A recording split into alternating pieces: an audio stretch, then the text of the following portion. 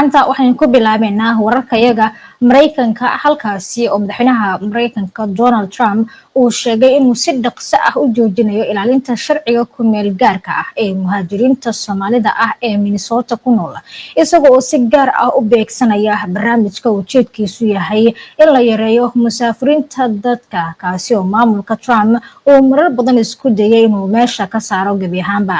Trump ayaa fariin uu ku qoray baraha bulshada hadal eedeyn iyo nacayb uu ka muuqdo isagoo uu yiri kooxo Soomaali ah ayaa argagax gelinaya dadka gobolka weyn ee Minnesota malaayiin doolarna waa lagu qasaarinaya.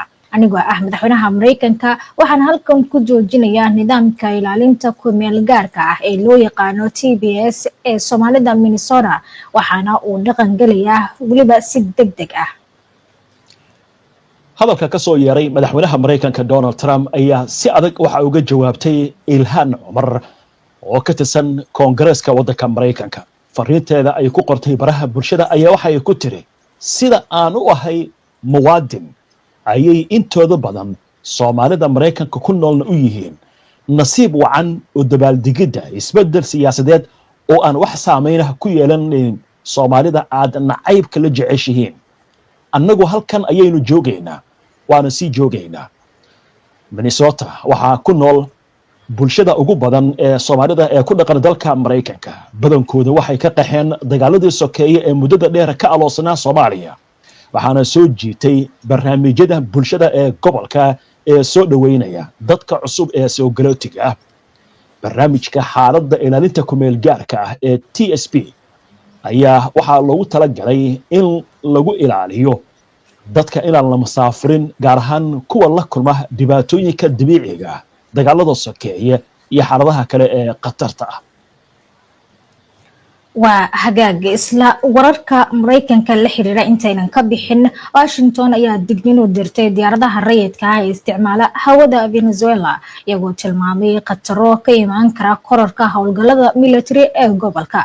maamulka duulista rayidka ee federaalka ayaa ku booriyay duuliyaasha inay taxadar muujiyaan iyadoo oo loo sabaynayo xaaladaha amni oo sii xumaanaya khatarna gelin karta diyaaradaha dhammaan heerarka xitaa marka ay masaafo ku duulayaan ama mid aad u dhow. digniintan ayaa timid iyadoo madaxweynaha Venezuela Nicolas Maduro uu amray ciidamada kooxaha hubaysan ee loo yaqaan Bolivarianka iyo ciidamada difaaca dadweynaha inay ilaaliyaan goobaha muhiimka ee qaranka sida goobaha shidaalka laga soo saaro kuwa korontada iyadoo loo sheegay in ay jiraan suurtagalnimada tilaabo military oo dhanka Mareykanka ka imaan karta. Maduro wuxuu ku eedeeyay laanta sirdoonka Mareykanka CIA-da in ay qorsheynayaan howlgallo qarsoodi ah oo lagu weerarayo kaabayaasha istiraatiijiga si loo daciifiyo loona weeqo dhaqaalaha dalka Venezuela. inkastoo xiisadu ay jirto waxa uu muujiyay diyaar u ahaanshiyaha wadahadal lala yeesho madaxweynaha Mareykanka Donald Trump kaasi oo dhawaan shaaciyay in 4.5 milyan oo ciidan ah la diyaariyay kaasi oo ballan qaaday in laga hortagayo wax kasta oo khatar gelin kara Mareykanka. Washington ayaa sii wada eedeynta Maduro ka dhanka ah ee ganacsiga daroogada.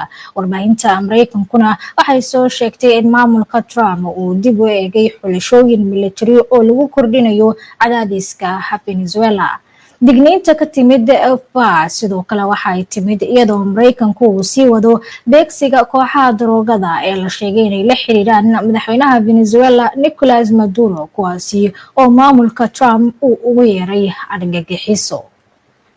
waatahay wixii warah ee arrimahaasi ku soo kordha barnaamijyadeena dambe ayaad ku heli doontaan ama haddii waxa ay soo kordhaan degdega intaynu ku jirno barnaamijka.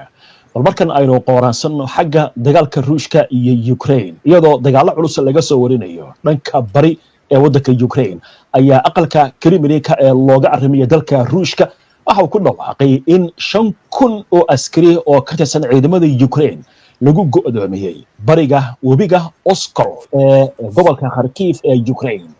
warbaahinta dawladda ayaa soo xiganaysa wasaaradda gaashaandhigga waxaana ay sheegtay in ciidamada Ruushku ay la wareegeen magaalooyinka Yambil, Istvaki, Novaliski iyo Mazalaviski ee gobolka Donetsk iyo tuulo ku taal gobolka deriska ah ee Dnipropetrovsk.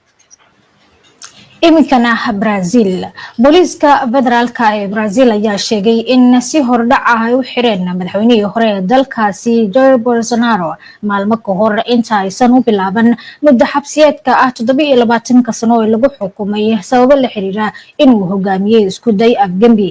saraakiil ku dhow Bolsonaro ayaa sheegay in hogaamiyihii hore loo qaaday xarunta dhexe ee booliiska ee caasimadda Brasilia. Andriele Serino oo ka tirsan gacanyareyaasha Bolsonaro ayaa u xaqiijisay wakaaladda wararka ee AP in la xiray abaarihii 6dii subaxnimo ee maanta.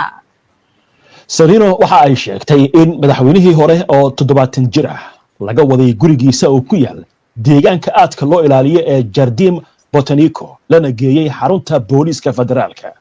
warbaahinta maxalliga ah ayaa sheegtay in Bolsonaro oo ahaa madaxweynihii Brazil intii u dhaxaysay 2019 ilaa 2022 la filayay in xabsi uu galo toddobaadka soo socda kadib markii uu dhamaaday raafaanadii uu ka gudbiyay xukunkiisa ku saabsan hogaaminta isku day afgembi oo laga damacsanaa in laga hirgeliyo.